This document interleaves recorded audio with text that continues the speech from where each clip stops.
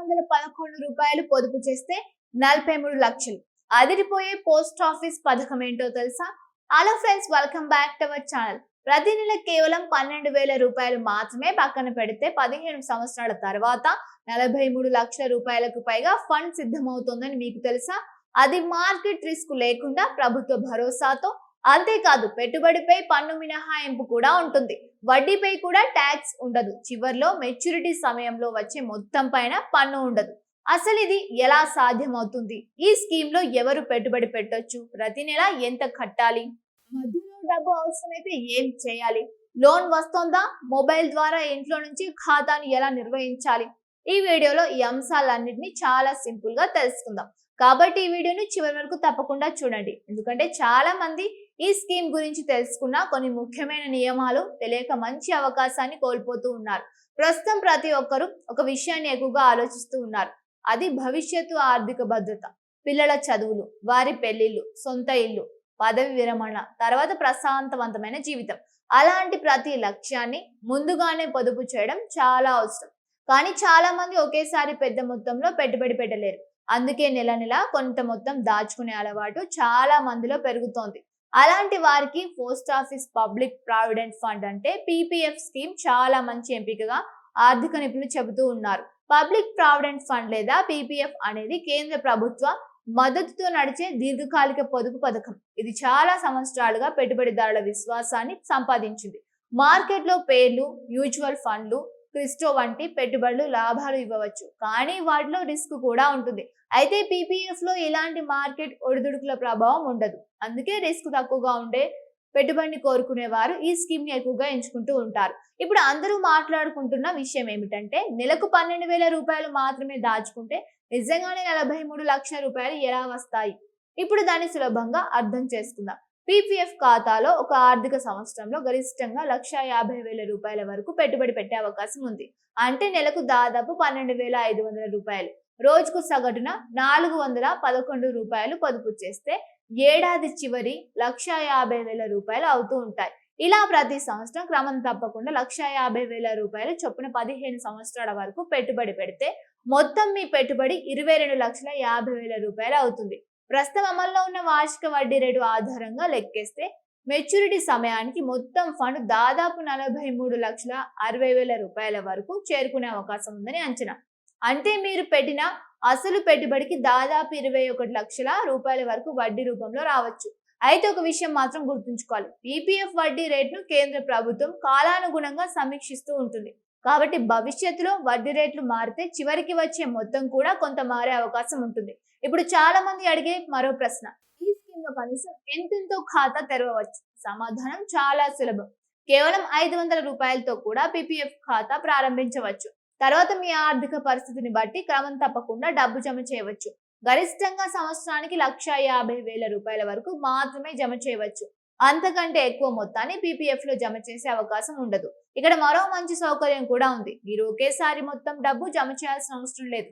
నెల నెల, త్రైమాసికంగా లేదా మీకు వీలైనప్పుడు విడతల వారీగా కూడా చెల్లించవచ్చు. అంటే ఉద్యోగులు, చిన్న వ్యాపారులు, స్వయం ఉపాధి చేసేవారు, రైతులు ఎవరైనా తమ ఆదాయానికి అనుగుణంగా ఈ స్కీమ్ లో పెట్టుబడి పెట్టవచ్చు. పీపీఎఫ్ లో పెట్టుబడి పెట్టడం వల్ల కలిగే అతిపెద్ద ప్రయోజనం కాంపౌండ్ వడ్డీ. చాలా మంది ఈ పదాన్ని వింటారు, కానీ దీని అసలు అర్థం తెలుసుకోరు. కాంపౌండ్ వడ్డీ అంటే మీ పెట్టుబడికి వచ్చే వడ్డీ కూడా మళ్ళీ పెట్టుబడిలో కలిసిపోతుంది. తర్వాత ఆ వడ్డీ పైన మళ్ళీ వడ్డీ వస్తుంది. ఇలా సంవత్సరాలు గడిచే కొద్దీ డబ్బు వేగంగా పెరుగుతుంది. అందుకే ఆలస్యంగా ప్రారంభించే కంటే చిన్న వయసులోనే పొదుపు ప్రారంభిస్తే ఎక్కువ ప్రయోజనం ఉండే అవకాశం ఉంటుంది. ఉదాహరణకు 25 సంవత్సరాల వయసులో ఉద్యోగం వచ్చిన వెంటనే ప్రతి నెల కొంత మొత్తం దాచడం ప్రారంభిస్తే 50 సంవత్సరాల వయసులోనే మంచి మొత్తాన్ని కూడబెట్టే అవకాశం ఉంటుంది. అదే 10 ఏళ్ళు ఆలస్యంగా ప్రారంభిస్తే చివరికి వచ్చే మొత్తం గణనీయంగా తగ్గిపోవచ్చు. అందుకే ఆర్థిక నిపుణులు ఎప్పుడూ ఒక మాట చెబుతూ ఉంటారు, పెట్టుబడిలో అత్యంత విలువైనది డబ్బు కాదు, సమయం. పీపీఎఫ్ లో మరో పెద్ద ఆకర్షణ పన్ను ప్రయోజనాలు. ఈ స్కీమ్ ను ట్రిపుల్ కేటగిరీలో ఉంచారు. మీరు పెట్టుబడి పెట్టే మొత్తంపై ఆదాయ పన్ను చట్టంలోని సెక్షన్ 80C కింద సంవత్సరానికి 1,50,000 రూపాయల వరకు పన్ను మినహాయింపు పొందవచ్చు. అంతేకాదు, ఈ ఖాతాలో వచ్చే వడ్డీ పైన పన్ను ఉండదు. చివర్లో మెచ్యూరిటీ సమయంలో మీకు అందే మొత్తం పైన పన్ను చెల్లించాల్సిన అవసరం లేదు. అందుకే పన్ను ఆదా చేసుకోవాలనుకునే ఉద్యోగులు ఈ స్కీమ్ ని ఎక్కువగా ఉపయోగిస్తూ ఉన్నారు. ఇప్పుడు ఒక ముఖ్యమైన ప్రశ్న, మధ్యలో డబ్బు అవసరమైతే ఏం చేయాలి? ఇలా చాలా మంది ఇదే సందేహంలో ఉంటారు. పీపీఎఫ్ లో పెట్టుబడి పెట్టిన తర్వాత కొన్ని నిబంధనల ప్రకారం లోన్ తీసుకునే అవకాశం కూడా ఉంటుంది. సాధారణంగా ఖాతా ప్రారంభించిన 3 సంవత్సరం నుంచి 6వ సంవత్సరం మధ్యలో ఖాతాలో ఉన్న మొత్తంపై రుణం పొందవచ్చు. ఇది అత్యవసర పరిస్థితుల్లో చాలా ఉపయోగపడుతూ ఉంటుంది.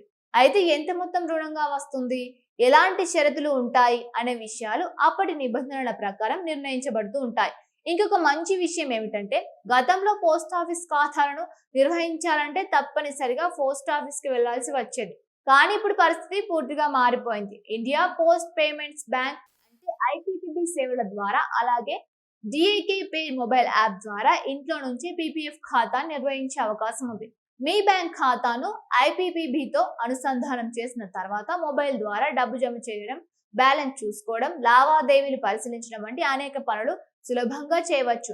ఈ స్కీమ్ ఎవరికి ఎక్కువగా ఉపయోగపడుతుంది అంటే, చిన్న పిల్లల భవిష్యత్తు కోసం ముందుగానే పొదుపు చేసుకోవాలనుకునే తల్లిదండ్రులకు, ఉద్యోగులు, ప్రభుత్వ ఉద్యోగులు, ప్రైవేట్ ఉద్యోగులు, స్వయం ఉపాధి చేసేవారు, పదవి విరమణ తర్వాత ఆర్థిక భద్రత కోరుకునేవారు, అలాగే మార్కెట్ రిస్క్ తీసుకోవడానికి ఇష్టపడని వారు ఇది చాలా మంచి ఎంపికగా చేసుకోవచ్చు. అయితే ఒక విషయం మాత్రం గుర్తుంచుకోవాలి, పీపీఎఫ్ అనేది షార్ట్ టర్మ్ స్కీమ్ కాదు. ఇది పూర్తిగా దీర్ఘకాలిక పెట్టుబడి కోసం రూపొందించిన పథకం. కాబట్టి ఈ స్కీమ్ లో పెట్టుబడి పెట్టే ముందు మీ ఆర్థిక లక్ష్యాలను స్పష్టంగా నిర్ణయించుకోవడం మంచిది. అత్యవసర అవసరాలకు ఉపయోగించే డబ్బులు కాకుండా దీర్ఘకాలం అవసరం లేని మొత్తాన్ని మాత్రమే ఇందులో పెట్టుబడి పెట్టడం ఉత్తమం. ఇప్పుడు ఒక చిన్న ఉదాహరణ చూద్దాం. ఒక కుటుంబంలో భర్త, భార్య ఇద్దరు వేరువేరుగా పీపీఎఫ్ ఖాతాలు నిర్వహిస్తూ ఉన్నారు. ఇద్దరు గరిష్ట పరిమితి మేరకు క్రమం తప్పకుండా పెట్టుబడి పెడితే దీర్ఘకాలంలో కుటుంబానికి గణనీయమైన ఆర్థిక భద్రత లభించే అవకాశం ఉంటుంది.